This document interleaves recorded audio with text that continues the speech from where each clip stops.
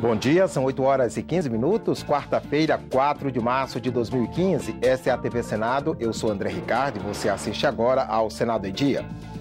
O presidente do Congresso devolve ao Palácio do Planalto medida provisória que reduz a desoneração fiscal.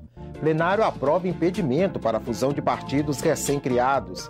Deputadas e senadoras levam a Renan Calheiros as reivindicações das mulheres na reforma política. Mais 3 comissões permanentes serão instaladas hoje. E na terceira reportagem da série sobre a reforma política, as propostas sobre criação de novos partidos e coligações partidárias.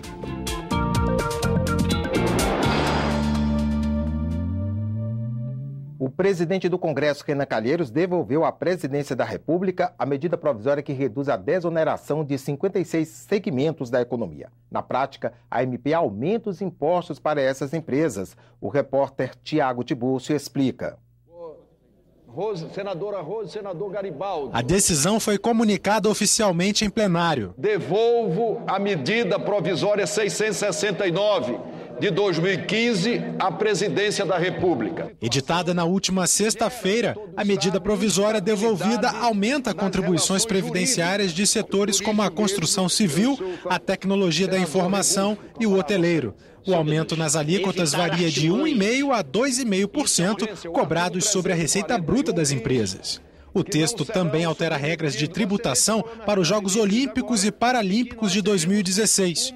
Os dispositivos só valeriam 90 dias após a publicação da MP. Esta matéria poderia ser perfeitamente veiculada por projeto de lei de iniciativa da Presidente da República, que ainda dispõe a seu favor da possibilidade da urgência constitucional. Aumentar impostos por meio de medida provisória, poucos meses após ter concedido uma vantagem fiscal que se dizia definitiva, sem a mínima discussão com o Congresso Nacional, é um péssimo sinal para quem deseja vender a imagem da normalidade institucional e econômica do Brasil.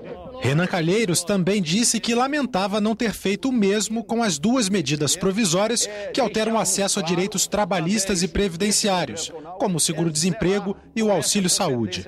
Elas foram editadas durante o recesso parlamentar e começaram a tramitar. Parlamentares reagiram de formas diferentes à decisão. A oposição e os partidos independentes apoiaram. Eu tenho para mim que o uso e abuso de medidas provisórias aconteceu ao longo dos anos, principalmente porque o Congresso não reagiu. O dispositivo a que Vossa Excelência agora recorre foi pouquíssimas vezes utilizado. E eu vejo a sua decisão de hoje como uma decisão histórica. É um momento de nós mostrarmos que essa casa precisa de resgatar a sua condição de discutir esses temas e poder pautar estes momentos mais importantes da vida política nacional. Eu não acredito, sinceramente, que uma decisão independente, republicana, constitucional, regimental e política, e também com um grande alcance institucional, tomada por Vossa Excelência, crie qualquer desarmonia entre os poderes. Já o governo criticou. Solicitou sem sucesso que o presidente reconsiderasse a decisão. O impacto na economia de uma decisão como essa de Vossa Excelência é gigantesco. Nós estamos num momento delicado que exige de governo e de Congresso medidas para que a gente possa retomar o equilíbrio fiscal e, sobretudo, retomar o desenvolvimento desse país. Esse ato de devolver a medida sem discutir não nos dá condições de fazer o debate mais aprofundado nessa casa. Nós não podemos transformar questões que são relativas ao enfrentamento, governo e oposição, agora nós somarmos a ele uma quase crise institucional entre 2 poderes. Assim que foi avisada sobre a devolução da medida provisória, a presidente Dilma Rousseff elaborou um projeto de lei com urgência constitucional com os mesmos termos da medida provisória. Assim, a proposta passa a tramitar aqui no Congresso Nacional em 45 dias na Câmara dos Deputados e mais 45 dias no Senado. Se esses prazos não forem cumpridos, a proposta passa a trancar a pauta das 2 casas legislativas. As bancadas femininas no Senado e na Câmara levaram ao presidente do Congresso Nacional, Renan Calheiros, as reivindicações das mulheres na reforma política. O encontro foi na residência oficial da presidência do Senado. As parlamentares detalharam ao senador Renan Calheiros a campanha unificada a favor da reforma política que garanta maior participação das mulheres. Na atual legislatura, de 584 parlamentares, apenas 64, 11%, são do sexo feminino. A bancada feminina quer garantir que esse percentual chegue a 30% nas próximas eleições. Para isso, é preciso mudar a Constituição. Não queremos mais vagas de candidaturas, e sim das cadeiras dos parlamentos. Começamos com 30% e a cada eleição aumentaremos 5%. E aí não é vaga para mulher, para sexo e para gênero distinto. Ou seja, se você tem, no máximo, um gênero pode alcançar 70%. A Câmara dos Deputados aprovou nesta terça-feira projeto que inclui o feminicídio entre os tipos de homicídio qualificado. O feminicídio é definido como o assassinato de uma mulher em situação de violência doméstica ou por menosprezo por sua condição feminina. A pena prevista para o homicídio qualificado é de 12 a 30 anos de prisão. A pena pode ser aumentada em 1/3 se for praticada contra grávida ou que tenha bebê com até 3 meses, contra a menor de 14 anos, a maior de 60 anos ou que seja deficiente. E se o crime ocorrer na presença de filho ou neto, dos pais ou avós da vítima. A matéria segue agora à sanção presidencial. A reunião de senadores e deputados para analisar vetos presidenciais marcada para ontem à noite foi cancelada. O presidente Renan Calheiros anunciou que vai consultar os líderes partidários para marcar nova sessão do Congresso. Também estava na pauta o orçamento da União para este ano. Na tribuna do Senado, o relator geral do projeto, senador Romero Jucá, lamentou o adiamento e cobrou a votação da matéria. Jucá propôs uma emenda para incluir 2.770 bilhões de reais ao texto por indicação dos parlamentares que tomaram posse nesta legislatura. O Poder Executivo garantiu que vai liberar o dinheiro. Digo com satisfação que hoje o Palácio do Planalto reafirmou a posição da presidenta Dilma de atender os novos parlamentares que ingressaram no Congresso em 2015 com as indicações que eu estou fazendo de emenda de relator de 10 milhões para cada parlamentar que ingressou no Congresso, sendo 5 para a saúde e 5 para outras atividades. Portanto, essa questão está garantida pela presidenta Dilma, o que é muito importante e dá uma condição de trabalho aos parlamentares novos que estão chegando. Mais 3 comissões permanentes do Senado reúnem-se para eleger presidente e vice nesta quarta-feira. Na Comissão de Agricultura e Reforma Agrária, a reunião está marcada para as 9 horas. E a Comissão de Desenvolvimento Regional e Turismo faz reunião às 11h30. Já a Comissão de Educação reúne-se às 2 da tarde. O plenário do Senado aprovou nesta terça-feira uma matéria que impede a fusão de partidos recém-criados. O texto vai à sanção presidencial. O projeto de lei dificulta a fusão de partidos políticos. A proposta tramitou na Câmara e no Senado em apenas um mês. A justificativa é garantir a fidelidade partidária. Os partidos poderão ser criados. Agora, o que não se permitirá é uma fraude anunciada, onde, para abrir a janela de mudança partidária, se criaria uma nova legenda que, repito, ato contínuo se fundiria com uma já existente. Parece-me que o tema está sendo trazido ao debate também pelas circunstâncias da política. Pelo caso, pela circunstância de uma movimentação na política prejudicar outros partidos. E, senhor presidente, me permita, não é assim que nós também vamos organizar o sistema político brasileiro. Hoje, se um parlamentar troca de partido, ele perde o mandato, a menos que vá para uma legenda nova ou que tenha surgido da fusão de outras siglas.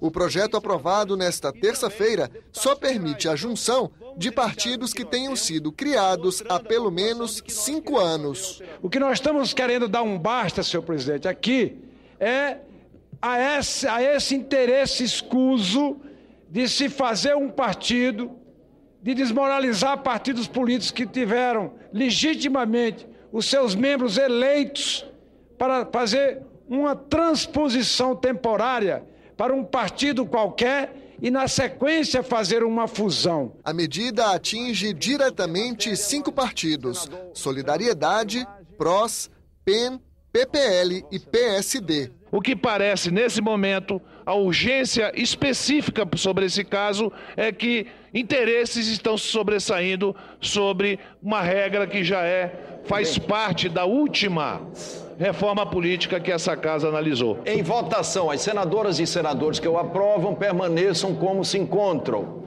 Aprovado contra os votos senador Randolph, senador Lindbergh, senador Petecão, senador Regulf e outros senhores e senhoras senadores.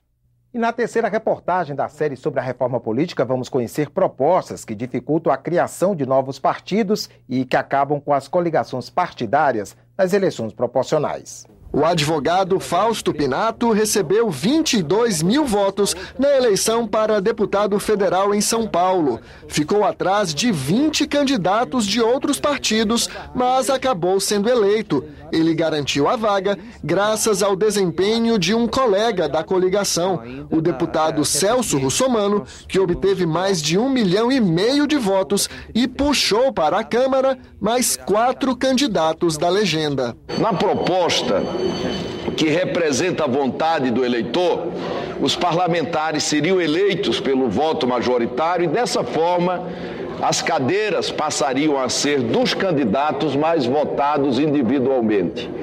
Como já disse em outra ocasião, o voto transferível é uma deformação que estimula as legendas de aluguel. O problema está na coligação entre os partidos nas eleições proporcionais para a escolha de vereadores, deputados estaduais e federais. Além da transferência de votos, os críticos desse modelo apontam outra distorção. Muitas vezes, pequenas legendas são usadas para aumentar o tempo de rádio e TV no horário eleitoral. Se faz a coligação não pelo pensamento político de cada partido, mas pelo tempo de televisão que cada partido tem. Os pequenos ou os que não têm são comprados, literalmente. Outros são trocados por cargos nos governos. A coligação proporcional é, na realidade, algo completamente esdrúxulo. Os partidos se juntam na eleição, por exemplo, para deputados. Quando chega aqui dentro, não há a menor hipótese de estar juntos. Uma proposta de emenda à Constituição que está pronta para ser votada no plenário acaba com as coligações nas eleições proporcionais. Elas seriam mantidas apenas nas majoritárias, para a escolha de presidente, senador, governador e prefeito. Evita-se o efeito tiririca, o efeito cacareco desse processo, fazendo com que o voto proporcional seja contabilizado pelo voto partidário, pelo voto na proposta do partido. Outra PEC na pauta do Senado dificulta a criação de novos partidos políticos. O Brasil já tem 32 legendas em funcionamento e outros 2 pedidos de registro estão prontos para ser votados pelo Tribunal Superior Eleitoral. Hoje, para se criar um novo partido, é necessário o apoio de 484 mil pessoas. O número equivale a 0,5% dos votos para a Câmara dos Deputados. Os apoiadores devem estar distribuídos em 9 estados do país. E em cada um deles, as assinaturas precisam corresponder a pelo menos 0,1% do eleitorado local. A proposta que está no Senado é mais severa. A criação de novos partidos dependeria do apoio de 3,5% do eleitorado do país, quase 5 milhões de pessoas. Elas devem estar distribuídas em 18 estados de todas as regiões e em cada um deles as assinaturas devem corresponder a 0,3% do eleitorado local. Criação de partido no país virou um grande negócio. Nós temos que acabar com isso. Ficamos por aqui. No decorrer do dia você acompanha outras informações nos boletins do Senado Agora. Enquanto isso, continue assistindo a nossa programação.